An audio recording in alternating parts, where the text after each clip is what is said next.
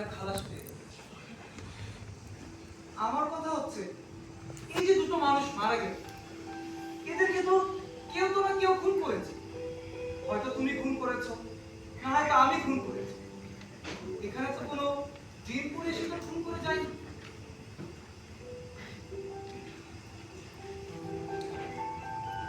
আসামিরা ঘটনা ধরা রাতের পূর্বে মনে হয় বিলীন হয়ে গেল। তাই হয়তো ওরা প্রতি রাতে তোমার স্বপ্নে এসে ওদের খুনিদের বিচার আশা করে যায়।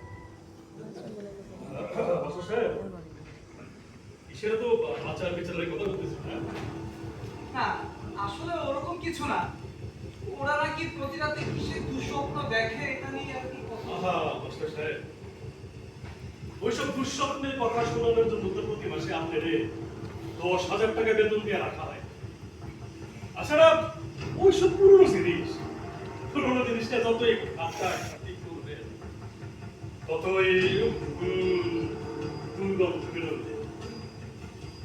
দুর্গন্ধ মানে বোঝেন?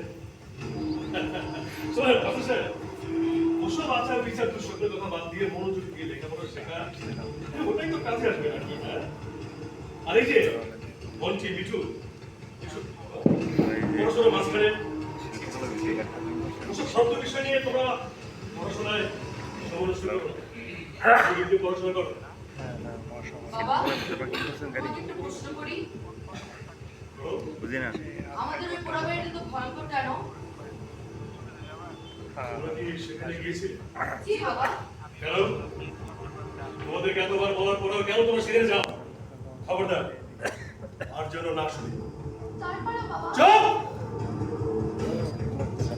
একদম চুপ! আমার সাহস দিয়ে কথা বলছি। আমার মুখে মুখে তত্ত্ব করে শিখে গেছো না? সরো, মঞ্চে মিঠু। আপনি নিচে থাকেন তার যেটা এখনো কিন্তু তোমাদের ওই পড়াবাড়ির কথা না। আর এই যে, ওসব আচার বিচার দুঃস্বপ্ন, না না, এসব ভালো কথা নয়। আপনি সব ভাবছি মনোযোগ দিয়ে লেখাপড়াটা শেখা নাকি ভালো থাকবে। আল্লাহ ঠিক আছে কিছু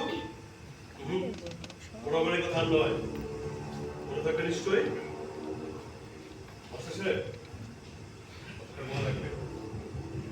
তাহলে দুর্গন্ধ ব্যাপারটা